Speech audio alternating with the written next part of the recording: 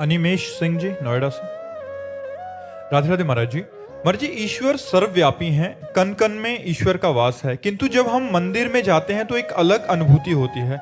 ईश्वर से साक्षात्कार जैसा अनुभव मंदिर में प्राप्त होता है जो अन्यत्र कहीं नहीं प्राप्त होता। महाराज जी, ऐसा क्यों होता है? हाँ, भगवान का अर्चा अवतार कहा गया है। जो श्री विग्रह है उसमें भगवान की प्राण प्रतिष्ठा की जाती है। जैसे दूध में घी है, पर जब हम उसकी प्रक्रिया करके निकालते हैं तभी स्वाद मिलता है। दूध पीने से घी का स्वाद नहीं मिलेगा।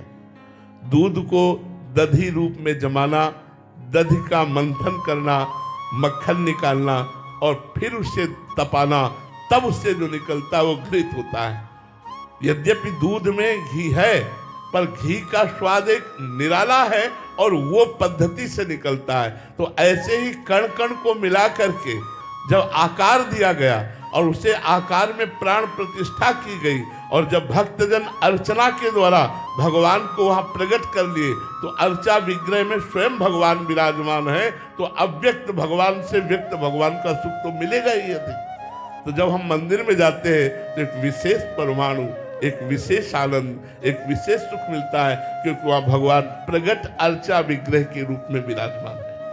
महाराज जी, जो साधक या महापुरुष जन व्यापी मतलब जो प्रभु अंदर विराजमान है, उनमें भी जब भगवत भाव करते हैं उनको भी प्रत्येक चलते फिरते बिल्कुल ऐसा ही अनुभव होता है जैसे इसको मंदिर में अनुभव होता है।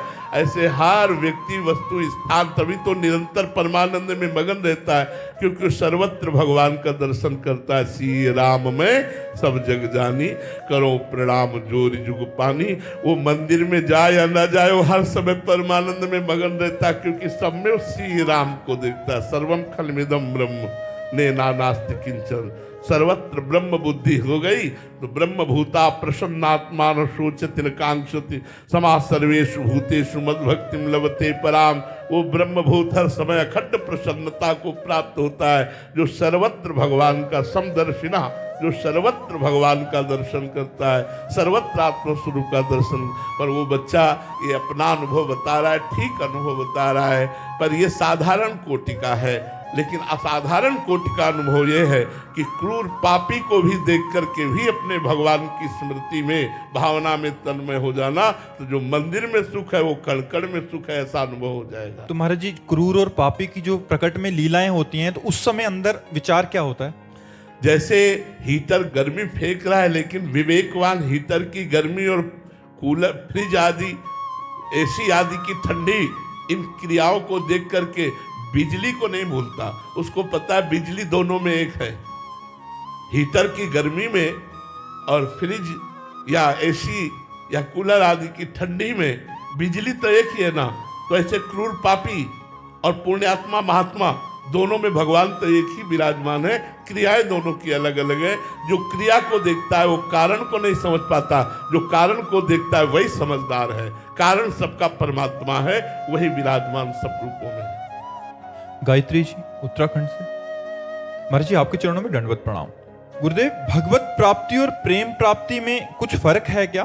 भगवत प्राप्ति में मोक्ष भी आता है, सारिष्ट सामीप्य सायुज्य एकत्वादि, लेकिन प्रेम में एक दुर्लभता है। वो मोक्ष भी दीयमानम न ग्रहणन्ति बिना मत सेवनम जना, वो मोक्ष देने पर भी स्वीकार नहीं करता। वो अपना कल्याण भी नहीं चाहता, वो बस अपने प्यारे के वियोग में तड़पना चाहता है।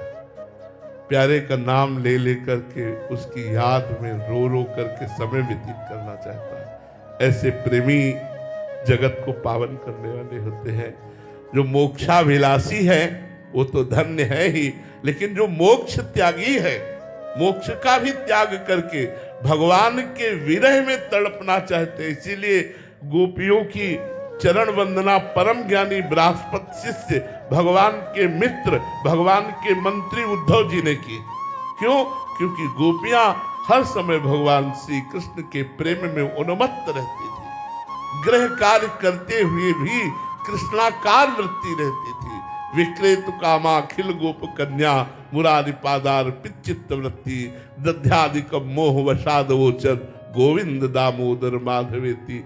इतनी तन्मयता थी कि बोलना चाहिए दही ले ले दही, तो बोलती कोई गोविंद ले ले, कोई दामोदर ले ले, कोई माधव ले ले। भगवत प्रेम अत्यंत दुर्लभ वस्तु है।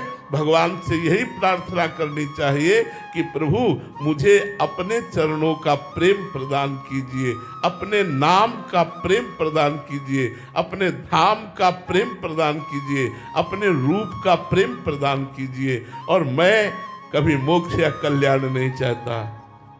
प्रभु यत्र यत्र मम जन्म कर्म भी नारके परमे पदे थवा, राधिका रत निकुंज मंडली तत् तत्र हृदय में विराजताम। चाहे मुझे नरक में रखो, चाहे परम पद में, मुझे कोई परवाह नहीं, पर स्वामी आपका स्मरण, आपकी रूप माधुरी, आपकी लीला माधुरी का चिंतन करके मेरे आंसू बहते रहे, यही मेरे जीवन की लालसा है।